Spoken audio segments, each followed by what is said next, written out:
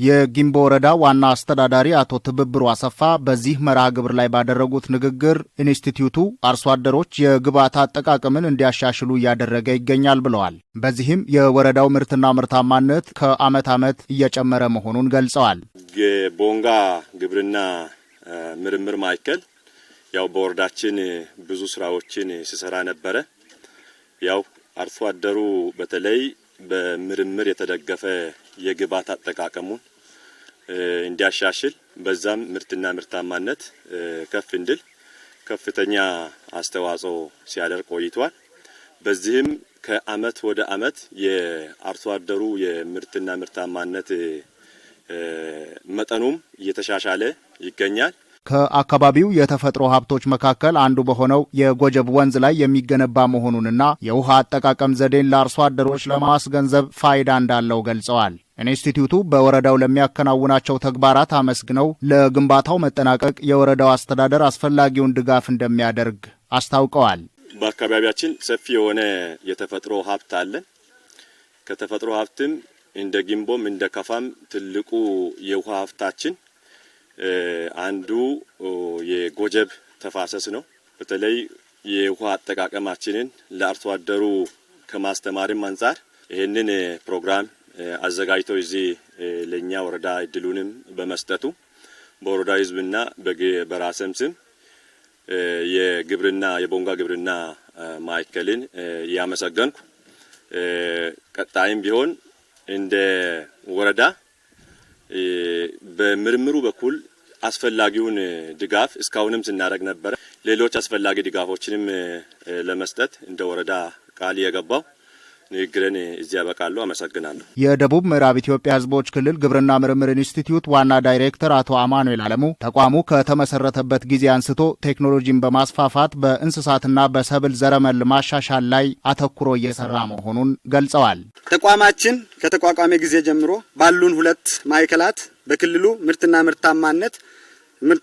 ምርታማነትን እውን ለማድረግ በርካታ ቴክኖሎጂዎችን የማፍለቅ የማላመድ የማስተዋወቅ እንዲሁም የማባዛት ስራዎችን እያከናወነ ይገኛል። በተለይም በአካባቢ ሰብልና እንስሳት ዘረመሎች ላይ ትኩረት አድርጎ በርካታ ስራዎችን ባሉን ማዕከላት እየተከናወነ ይገኛል። በተለይም የጎጀብ ወንዝ ለልማት የሚውል ከፍተኛ አቅም ያለው መሆኑን ጠቁመው የተለያዩ ቴክኖሎጂዎችን ተግባራዊ በማድረግ 30 ሄክታር ለማልማት ታቅዶ ከ90 ሚሊዮን ብር በላይ በጀት ለፕሮጀክቱ እንደተመደበ ተናግረዋል። ለዘመናት ያለ አገልግሎት እየፈሰሰ የቆየውን የጎጀብ ወንዝ በመጠቀም በበጋ ወቅት ማልማት ያልቻልነውን ማሳችንን በመስኖ ውሃ ለማልማት የመስኖ ግንባታ ስራውን ለማስጀመር ተቋማችን እድል በማግኘቱ ከፍተኛ ደስታ ይሰማናል።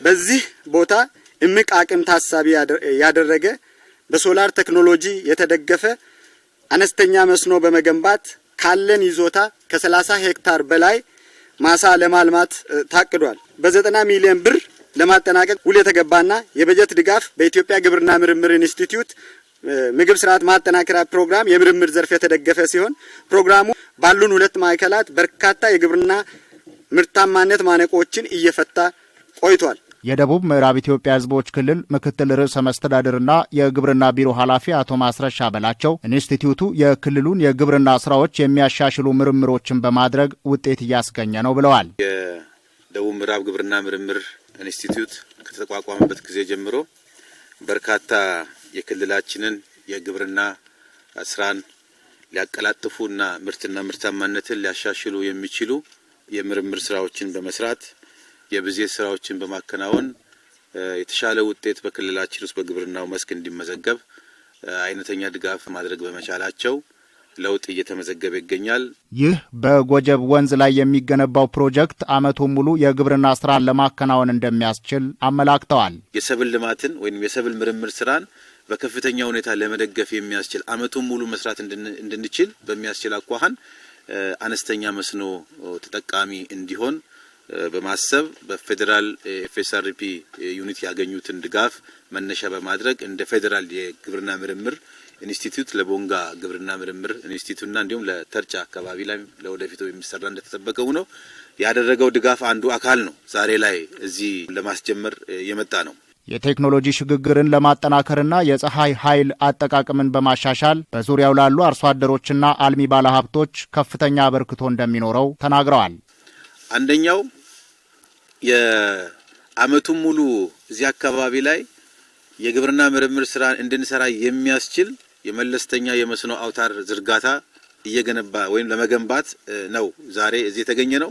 ሁለተኛ ደግሞ ያልተለመደና አዳዲስ ቴክኖሎጂን ለአካባቢው ለማሳየትም ጭምር ነው ብዬ ነው የምወስደው። የፕሮጀክቱን የመሰረት ድንጋይ ከማስቀመጥ መርሃ ግብሩ በተጨማሪ በኢንስቲትዩቱ እየተከናወኑ ያሉ የንብ የሰብልና የእንስሳት ምርምር ተግባራት ተጎብኝተዋል። በመርሃ ግብሩ ላይ የግብርና ሚኒስቴር፣ የክልሉ የካፋ ዞንና የጊምቦ ወረዳ አመራሮችና የሚመለከታቸው አካላት ተገኝተዋል።